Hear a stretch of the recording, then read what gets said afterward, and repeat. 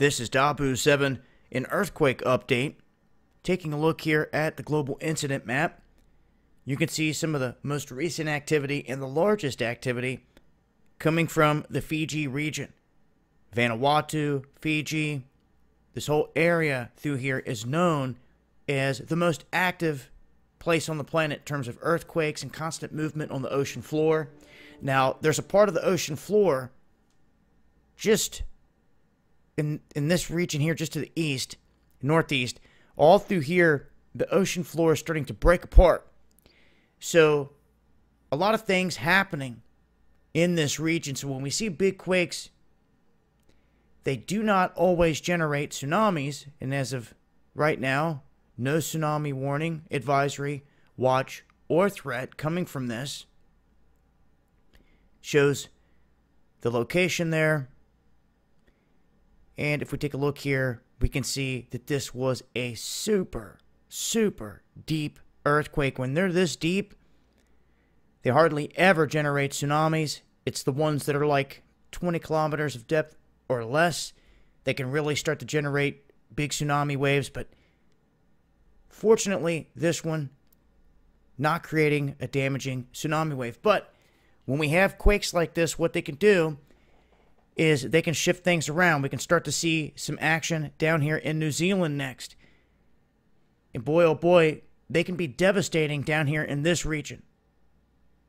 You know, there's not a whole lot of big city life out here in the Tonga, Fiji area when you compare it to New Zealand, who have a lot of large cities and have this fault fracture region that runs right through the middle, where we've seen big quakes in the past. And the last big one to strike down here brought the earth up off the ocean floor and shoved it straight on up in the air, like 15, 20 foot up out of the water, where it still sits today. It shifted things so much there.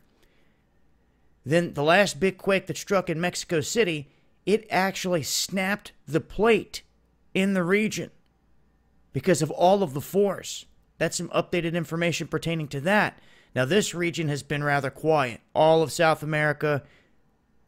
Normally, we would see quakes like this, 4 to 5 range, from anywhere from Colombia, Venezuela, down into the pinch point of Chile, which has given off some big quakes. Peru, Chile, and then swarmed a whole lot in the past. This area right here is one to keep an eye on. Guatemala, Ecuador, this whole region here, because this plate, this small plate's always getting pinched. A lot of pressure on it. And it was here just within the past couple weeks. We saw some decent activity up here off the Pacific Northwest coast, which you want to see that every now and again. It's the release of energy instead of it sitting there building up. You can see right here, right off the coast, a little three-pointer striking as well. Now, Idaho has been seeing some swarming for whatever reason. This is just west of Yellowstone up in this area. There was a decent 3.8 quake that struck up here the other day. Still seeing a little bit of activity. And here lately, it's about every day, a little 2 or 3-pointer hitting right there at that New Madrid.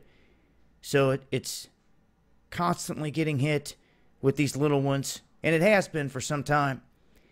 Looking here at the northern mid-Atlantic ridge, this ridge line had witnessed a big quake down here, South Sandwich Islands. I did a earthquake update after that, and I talked about this ridge line seeing activity before and after big quakes that strike down there. Go back, watch it. It's exactly what we see. You know, look at this.